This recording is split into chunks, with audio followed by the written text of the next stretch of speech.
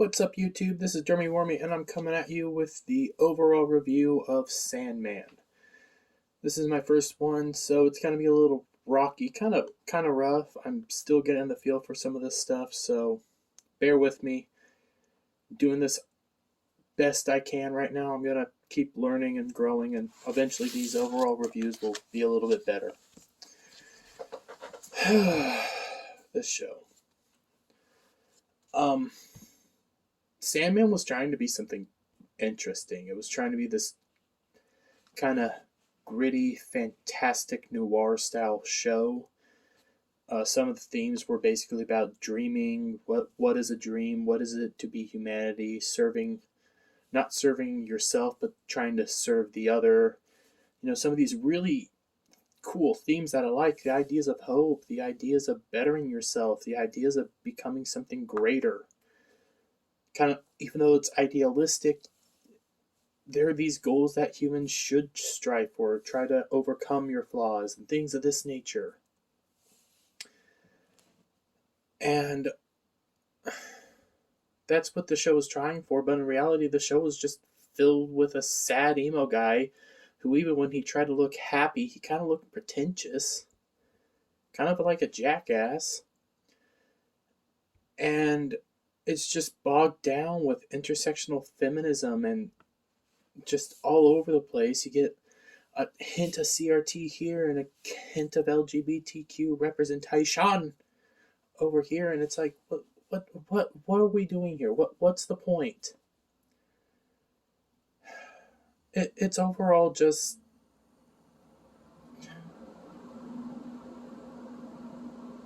it's just a mess. It starts from Morpheus being captured and imprisoned by Magus, who I loved. I loved the Magus. Like I said, this show has potential.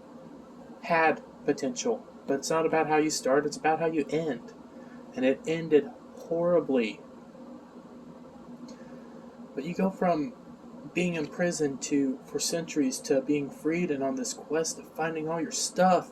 You gotta go all over the place. You gotta be on Earth. You gotta go to hell. You gotta fight this psychotic man, and then this whole story culminates in a giant creepy orgy in a diner. You then go forward 2 episodes where nothing really happens, but what's the point? Dream walks and talks about his fifis.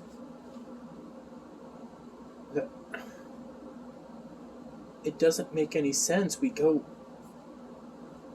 It's like, okay, you've completed this part. You're now here. Oh, guess what? Not really important.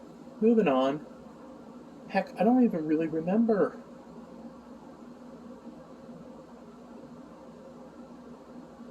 Episode 5 for the most part is just crap. Episode 6, you could remove it and everything's still the same. Sorry, allergies. Seasons are starting to change, so. And then Morpheus is just told he's a pathetic, self-centered, basically narcissist all the time who doesn't listen to anybody and only wants to work by himself, just constantly. Oh, you're pathetic, you're self-centered. Oh, you're pathetic, you're self-centered. No wonder the dude's sad. You guys don't believe in him. You don't believe that maybe he has a point. You don't believe that maybe the king of dreaming should be the king of dreaming. You should listen to what he has to say. I'm not trying to do the appeal to authority thing here, but the dude's the king. Well, he created all of you, basically.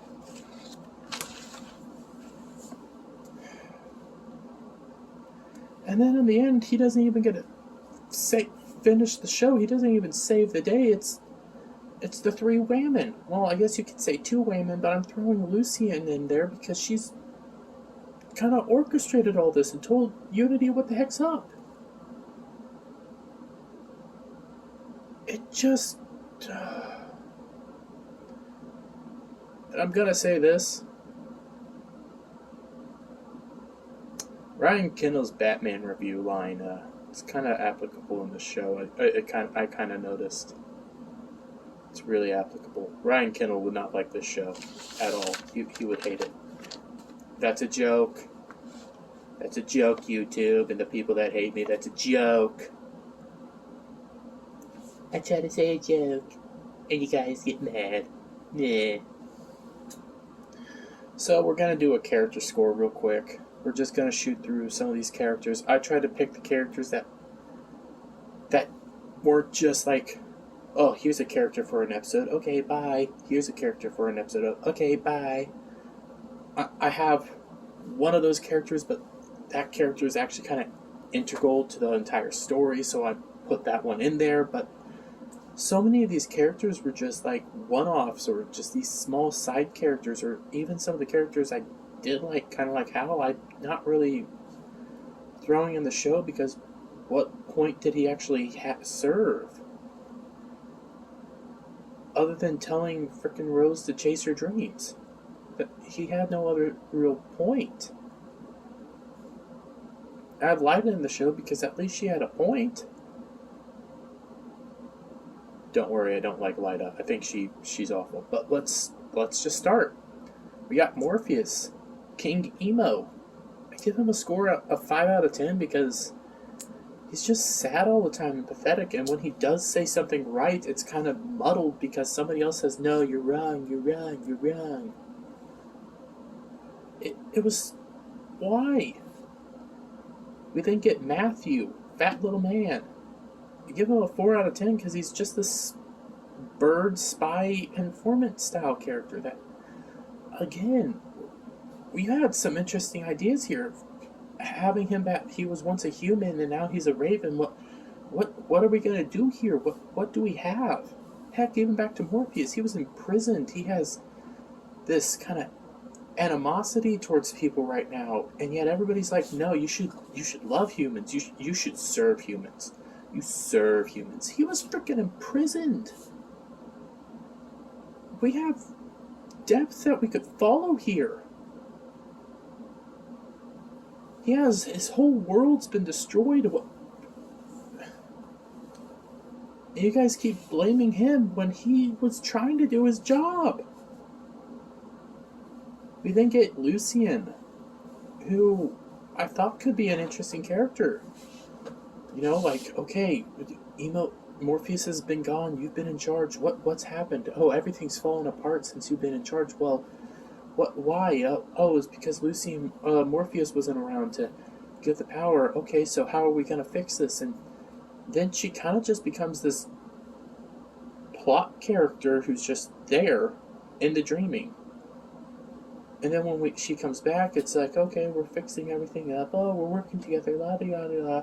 And then the Galt storyline happens, and you get this moment of, oh, Lucian was something before she was a librarian. I wonder what that was. Oh, now you're just kind of a whiny little prick. So, I gave her a 4 out of 10 because at least she had something, but nothing was there. I'm going to do these Magus. This is the only character that I have for a 1 episode thing, but he was so important. And I gave Magus an 8 out of 10. Mainly because I love Charles Dance. I thought Charles Dance was amazing. Amazing! He started the story. That's the important part. Like, he started it. That's why he's there. You know what his goal was. You know what drove him. You know he wanted his son back. If he couldn't get his son, he wanted these things. You knew what he was about. You have Ethel. Might only be in there for 1, 2, 3 episodes. She was kind of... I gave her a frickin' 6 out of 10. I liked her character, kind of, even though she was kind of a pretentious, strong woman. She had flaws. She wasn't a perfect mom. She was kind of awful. She did awful things. She did it because she thought she was trying to protect her son, but in reality she was protecting herself, and she sacrifices herself to protect her son because she knew she was messed up. I'm going to skip over this next one real quick and we'll come back to it, but we're going to then go to John. I love John, not just because I love John D, because John D's freaking amazing, but John was this broken human who was twisted by the ruby, and you saw it, and he didn't really trust humanity. He thought they were just a failed group of people and that they would be better if they just quit lying to one another. The only time he kind of goes against that whole motive is with the lady, I can't remember the lady's name, but that lady that was driving him around, but he had to establish that, she did help me and she is trying, so here, have this protection amulet. And it's like, you're actually interesting. Even in the episode 5 chaotic mess of a scene, he was still this interesting character because you saw how he was manipulating everything and kind of moving things around, and it was cool. It was great. We'll go back up now to Corinthian. I like Corinthian for the most part. I think they failed at some points, mainly turning him to this weird sex fiend. But then at the end, I'm actually kind of taking that away, because after I started thinking about it, Morpheus says that he was supposed to be the dark mirror of humanity. He was supposed to be all what humanity fears the most, in some sense, like what they fear the most inside of themselves. And I'm starting to think, well, sex fiend kind of is what humanity is, a dark mirror of humanity. And I'm kind of taking back some of my hate I had for Corinthian, and think, man, he was kind of good. Really liked him, and I'm sad.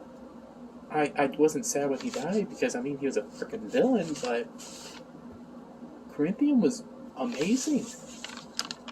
Great monologues, great thought processes, and makes you want to think.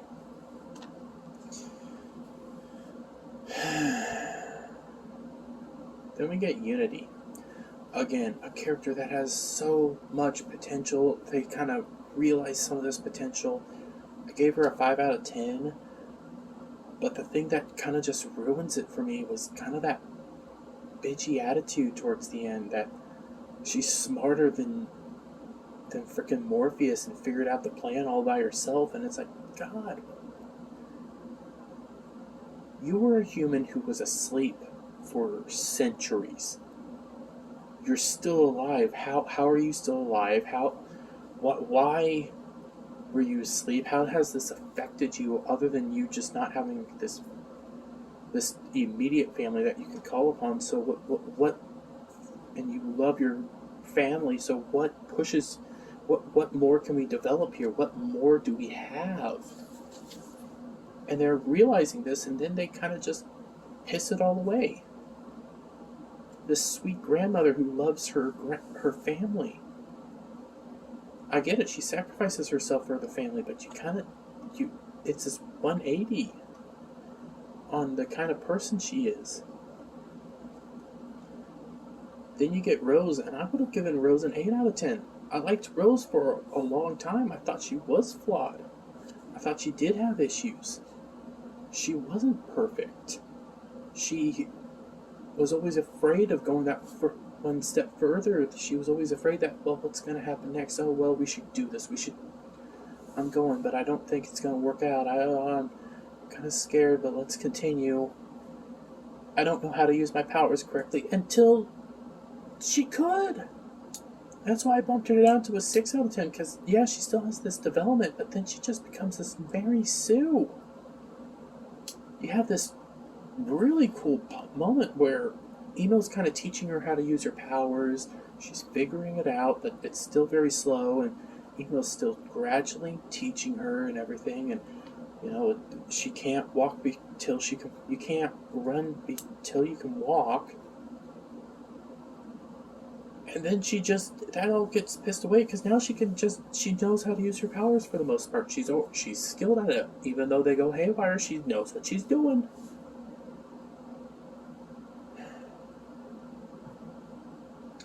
I'm going to throw Gilbert in, but Gilbert was kind of boring, and only real point of the story was to further the plot. That's really it. He was just there to further it, further it, further it. And it just, another failed character, a failed character. We get Desire, who I loved. I loved Desire. I wanted a little bit more of Desire. But we know Desire's motives. We know why he was doing what he was doing. We know, maybe that goes under motives, but we know that he's a manipulative individual, and he's kind of creepy, and and it works. And he's been that kind of puppet, the person pulling the strings from behind the scenes, and I kind of wish we had more of Desire. I thought Desire was going to be a character I didn't like, but I freaking enjoyed Desire. We have Lyda then. Lyda, another interesting character that could have been just full on, flushed out, developed, but she ended because she lost her husband. She's dreaming, she has her husband in her dreams. It's this conflict of, getting over him. Oh, but instead she goes further into the dream and all this stuff, and she gets pregnant. And then she kind of becomes a bitch who just wants to cry all day because Emo re-killed her husband instead of doing what Emo said and, hey, accept that he's gone and move on with your life. You're hurting yourself. And no!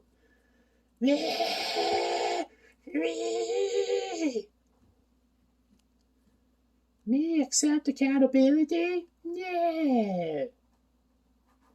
Sorry, I'm looking at my screen right now. I had Sports Wars on, but now it's over. And I'm gonna wrap up the characters with Jed. I kind of feel like Jed was somewhat a missed opportunity here as well. I gave him a 4 out of 10, but they didn't really play into the abuse as much as they probably should have. Like, this is a character who was abused by his foster family and everything. He was beat. He was hurt. And when they started, playing towards that, they were like, no, not going to go any further.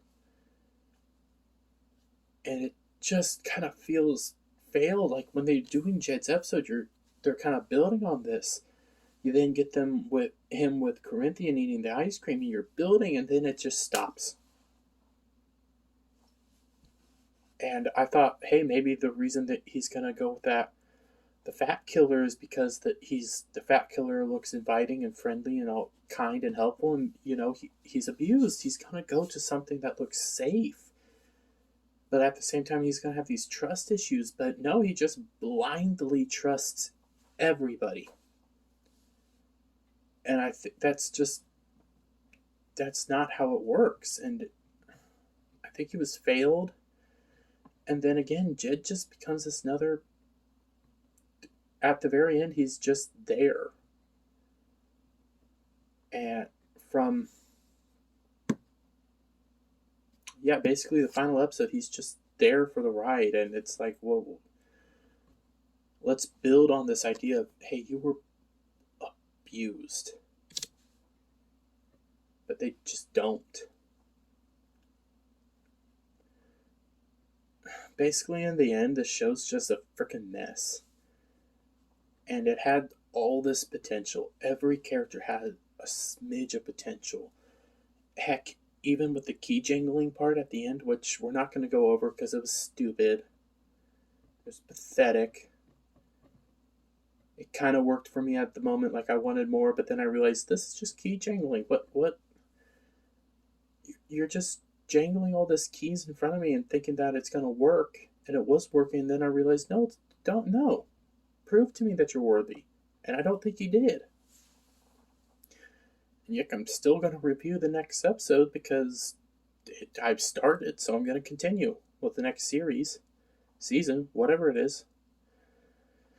But the show had potential. I mean, it was supposed to be this dark, gritty noir fantasy thing that Netflix keeps saying that, and they say, "Oh, we had this perfect casting." No, you you had some interesting casting, but it really wasn't perfect. You gender swapped, race swapped, sexuality swapped. You did all this stuff. You progressified the entire show, but your characters are still just there sometimes. Sometimes they're just a character. And I'm just giving the show a 4 out of 10. I don't think it's completely awful because there's some great monologues. Like some great monologues and some interesting moments between some characters and stuff that make you kind of think, but it's not really to be bothered with because the rest of the show's just shit. So, I guess, yeah, that's pretty much it. It's a 4 out of 10. Don't bother. Leave a comment, like and subscribe, share it out with your friends. I'll see you next time. Bye. Wait, no, not bye, because I'm gonna do a quick little announcement for anybody that actually stayed to the end. I've decided what I am going to be reviewing next in between She-Hulk, House of Dragons, which I kind of have some faith in that, but not a whole lot. Rings of Power, in between all those, I need something in the meantime, and I've made my decision. I'm not going to say it quite yet. I've given a hint out on Twitter. If you're seeing this beforehand, if you're seeing this after, you probably already know what it started. But that start of the review should be out Thursday, double checking my calendar. I have no idea. Yeah. So I guess that's it for right now. I'll see you next time. Bye for now. Hey everyone, thanks for watching. Subscribe to the channel, leave a comment, and share it out with your friends.